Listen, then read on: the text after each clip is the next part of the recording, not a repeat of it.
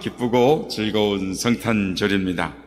오늘은 하나님께서 우리를 구원하시기 위해서 사람을 입으시고 아기 예수님으로 오신 날입니다. 이 예수라는 이름, 그 이름만을 들어도 고침을 받고, 그 이름만 들어도 마귀가 물러나가고, 그 이름만으로도 죄사함을 받는 그 귀하신 예수님의 이름이 이 땅에 울려 퍼진 날입니다. 그 예수님의 이름이 울려 퍼질 때, 예수님이 오실 때 대부분의 사람들은 몰랐거나 또는 딴전을 피웠지만 그분을 맞이한 몇몇의 사람들이 있었습니다.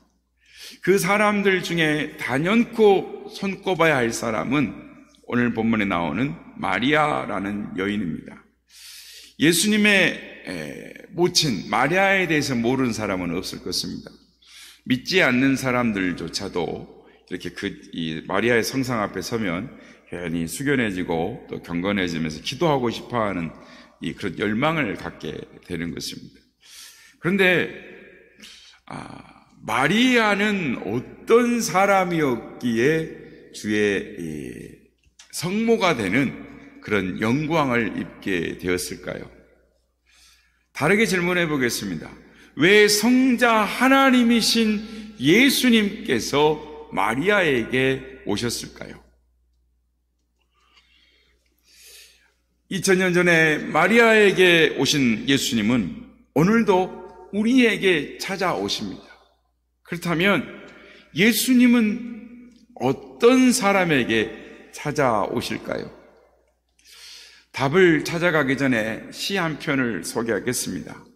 사하라 사막의 이 수도자로 알려져 있으며 현대 기독교의 영성에 이 커다란 영향력을 끼친 샤를 푸코라는 이 분이 있습니다. 이분의 이 의탁의 기도라는 시가 있는데요. 이 시를 한번 소개하겠습니다. 이 몸을 당신께 바치오니 좋으실 대로 하십시오. 저를 어떻게 하시든지 감사드릴 뿐 저는 무엇이나 준비되었고 무엇이나 받아드리겠습니다.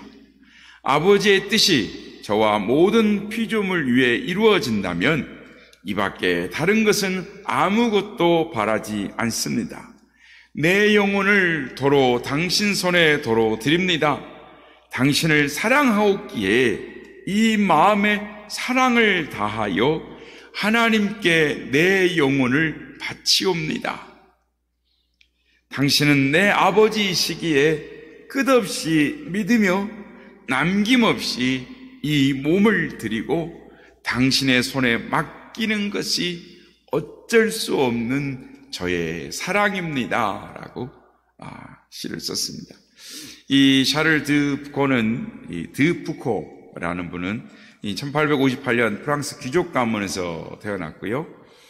젊은 시절에 사치와 방탕 속에서 살았습니다. 사관학교를 보냈더니 사관학교 생활기록부에 이런 것들이 적어져 있습니다. 성격은 좋으나 경솔하고 쾌락만을 좋아한다. 종종 행실이 좋지 않아 홀로 휴가를 취소해야만 했다. 이러니까 그가 얼마나 이 방탕하고 막무가내의 삶을 살았는지를 우리는 알 수가 있습니다. 그런데 이분이 어느 날 모로코를 이렇게 탐험하던 중에 무슬림이죠. 무슬림들이 그 이방신 앞에 절하는 모습을 보고 섬기는 모습을 보고 충격을 받습니다. 내가 하나님을 잘못 섬겼구나. 그리고 다시 기독교 신앙을 되찾습니다. 회심하고 그는 세상에서 가장 비천한 자로 하나님을 섬기며 살아가겠다라고 작정을 하고 수도원의 자벽부로 들어가서 일을 하다가 당시에 가장 오지로 알려진 사하라 사막으로 들어갑니다. 그리고 그곳에서 연약한 무슬림들을 돌보는 사역을 하다가 1916년 12월 1일 온주민들에게 피살을 당합니다. 순교를 한 것이죠. 그런데 이분의 삶과 죽음이 많은 사람들에게 영향력을 미쳤습니다. 감동을 주었습니다. 그리고 믿음 생활이란 어떤 것인가 라는 생각을 하게 했습니다. 그래서 근세기에 기독교의 영성에 새로운 바람을 일으켰던 것입니다. 성도 여러분, 하나님이 기뻐하시고 원하시는 신앙생활은 무엇일까요? 오늘 샤를 드푸코처럼 자신이 어떻게 되든지 아랑곳하지 아니하고 자신을 통하여 오로지 하나님의 뜻이 이 땅에 이루어지기만 한다면 나는 아무래도 괜찮습니다 라는 이 가장 귀한 가치와 삶을 기쁨으로 살아가는 것을 하나님이 원하시지 않을까요? 오늘 보면 28절에 보면 갈릴리 나사렛 동네에 사는 마리아에게 가브리엘 천사가 인사를 합니다. 28절, 그에게 들어가 이르되 은혜를 받은 자여 평안할지어다 주께서 너와 함께 하시도다 하니, 이 성경 말씀을 킹 제임스 버전에서 이렇게 다시 한번 보면 우리 성경 보고 있는 구절에 빠진 한 그 부분이 있습니다. 그게 뭐냐면 그에게 들어가 이르되 은혜를 받은 자여 평안할지어다 라는 똑같은데, 내가 여자 중에 복이 있나니 주께서 너와 함께 하시도다 라는 부분이 추가되어져 있습니다. 무슨 구절이 더 들어가 있느냐면 내가 여자 중에 복이 있다 라고 말하는 것입니다. 오늘 우리가 읽지는 않았지만 오늘 보면 1장 42절에도 엘리사벳이 자신을 찾아온 마리아에게 여자 중에 내가 복이 있도다, 내 태중의 아이도 복이 있도다 라고 하면서 찬양을 합니다. 아무튼 이런 구절들을 통해서 마리아가 여자 중에 가장 복 있다라고 성경은 말씀하고 있습니다. 복 있는 사람이 되었다는 것을 알 수가 있습니다. 그런데 여러분에게 묻습니다. 그런데 마리아가 복 있는 여자입니까? 마리아는 남자를 알지 못하는 처녀의 몸으로 아기를 잉태하게 된다는 청천벽력 같은 통보에 경악하고 당황해하는 것입니다. 이래도 복 있는 여자입니까? 마리아는 해산할 곳이 없어서 마구간에서 아기를 낳았습니다. 이래도 복 있는 여자입니까? 마리아는 산후조리할 틈도 없이 갓난 아기를 안고 이집트로 피난 가야 했습니다.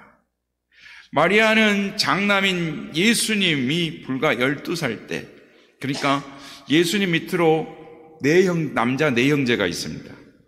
그리고 성경에는 몇 명인지 모르지만 2명 이상의 자매가 있는 걸로 나옵니다. 그러니까 예수님 포함해서 7명, 8명의 자녀가 되는 거죠. 그런데 이 7남매에서 8남매를 남겨놓고 예수님이 12살 이후에 청소년 시기에 요셉이 떠납니다. 그러니까 기댈 곳 없는, 남편은 죽고 홀로 된 몸으로 고된 삶을 살아가야 할 처지가 되었습니다. 이래도 복 있는 여자입니까? 결국 마리아는 자신의 자식이 십자가에 달려 죽는 가장 험한 꼴을 봐야 하는 아픔을 겪어야 했습니다. 바티칸의 성 베드로 성당에 가면 미켈란젤로의 피에타라는 이 조각 작품이 있습니다. 이 피에타라는 말은 슬픔이라는 뜻을 갖고 있습니다.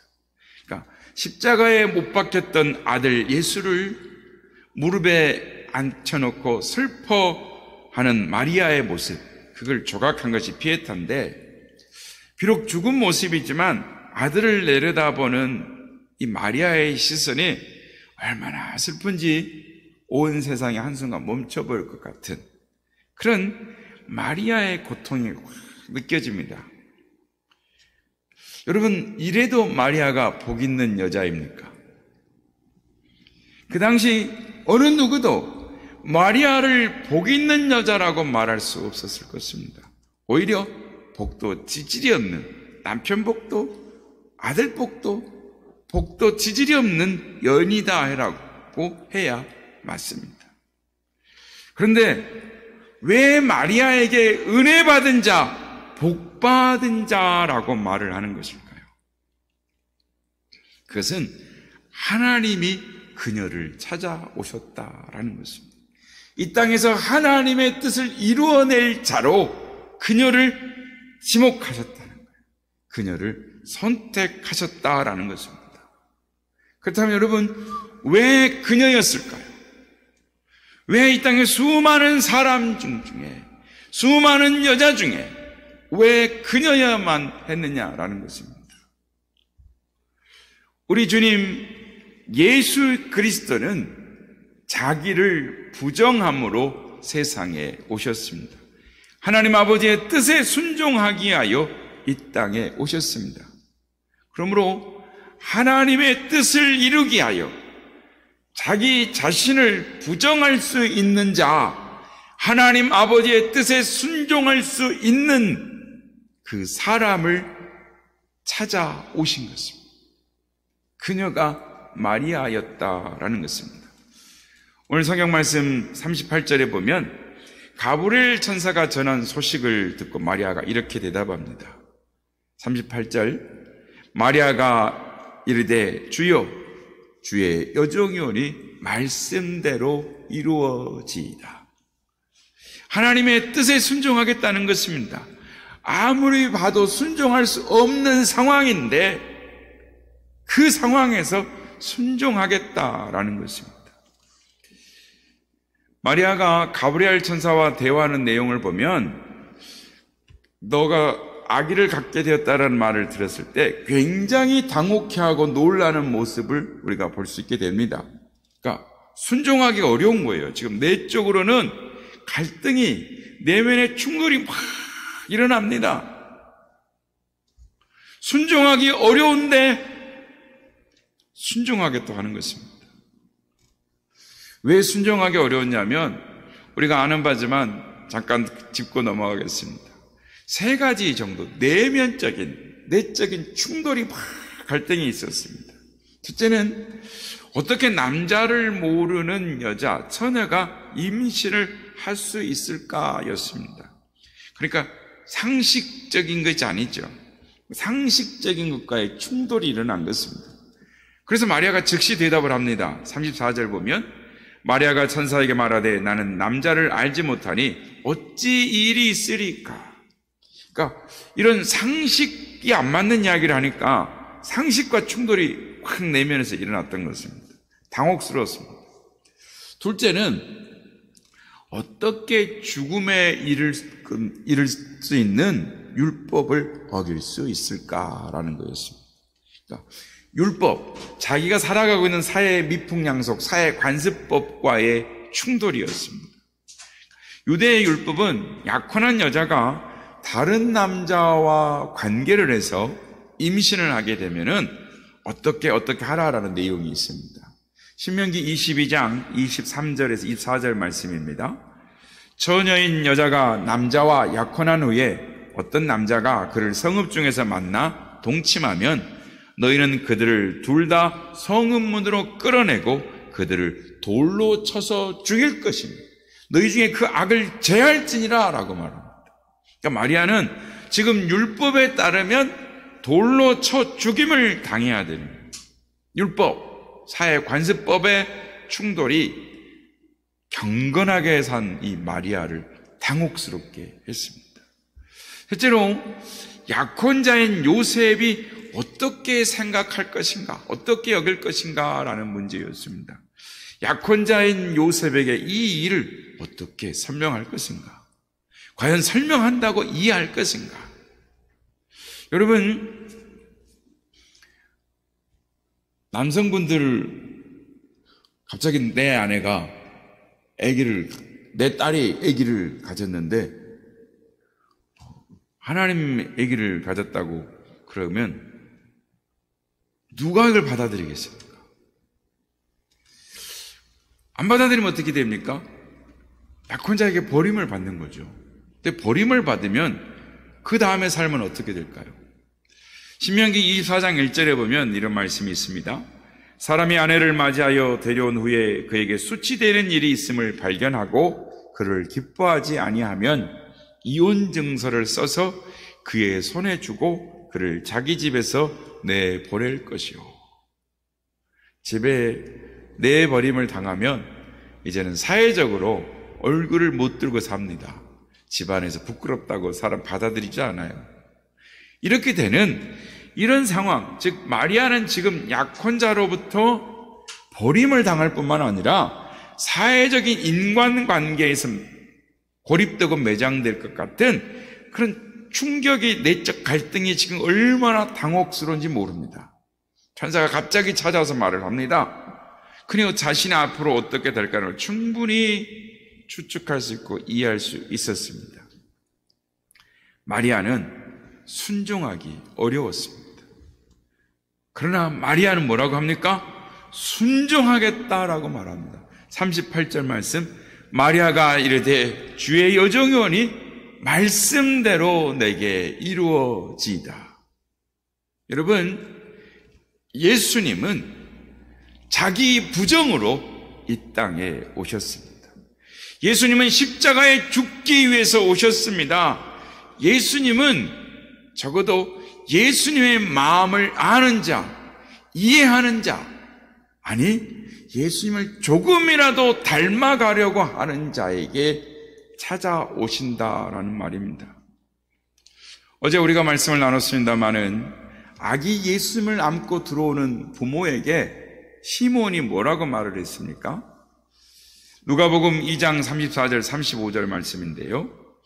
시몬이 그들에게 축복하고 그의 어머니 마리아에게 말하여 이르되 보라, 이는 이스라엘 중 많은 사람을 패하게 하거나 흥하게 하며 버림을 받는 표적이 되기 위하여 세움을 받았고 또 칼이 내 마음을 찌르듯 하리니 이는 여러 사람의 마음을 생각을 드러내려 함이니라. 세상에서 처음 태어났습니다. 세상에 처음 태어나가지고 처음 부모와 함께 성전으로 안겨 들어오는 아기를 향하여 시몬이 죽음을 이야기합니다. 예수님이 십자가를 지게 오셨다라고 처음 들은 아기 예수님을 보고 말을 하는 것입니다. 마리아가 예수님의 죽음을 보면서 심장이 칼로 도려내는 것 같은 고통을 당하게 될 거라는 말을 하고 있는 것입니다. 실제로 예수님께서 십자가에서 죽으실 때 마리아는 예수님을 지켜보았습니다. 예수님이 성령으로 잉태되긴 하셨지만 육신적으로 보면 마리아의 아들입니다. 아들이 어머니가 보는 앞에서 죽어가고 있는 것, 그건 엄청난 고통인 것입니다. 성도 여러분, 오늘은 하나님이 우리를 구원하시게 하여 인간 예수, 아기 예수님으로 오신 날입니다. 2000년 전에는 마리아에게 찾아오셨습니다. 그리고 오늘 하나님이 우리를 찾아오셨습니다. 그렇다면 누가 이 예수님을 영접할 수 있을까요? 예수님의 십자가를 아는 자입니다. 누가 예수님의 십자가 신앙을 가졌습니까? 십자가는 고난을 상징합니다. 고난의 목적은 사람의 마음의 생각을 드러내기 위함입니다. 이 말의 의미는 십자가를 통해 주님을 향한 마음의 진위가 분별된다라는 것입니다.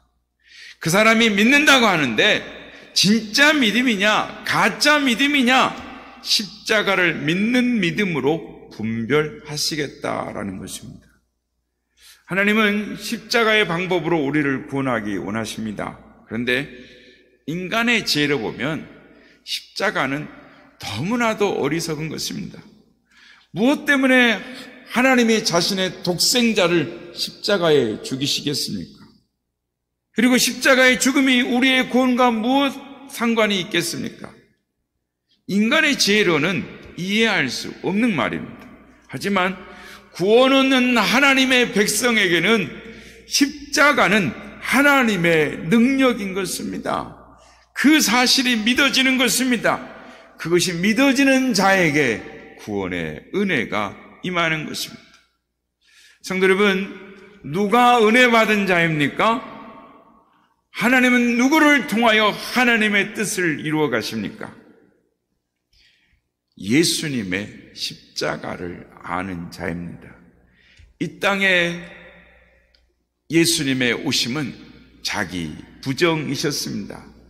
하나님의 뜻을 이루기 위한 사랑의 자기 부정이셨습니다. 사진 하나를 보겠습니다. 여러분 이거 뭘로 보입니까? 잘 안 보이시죠?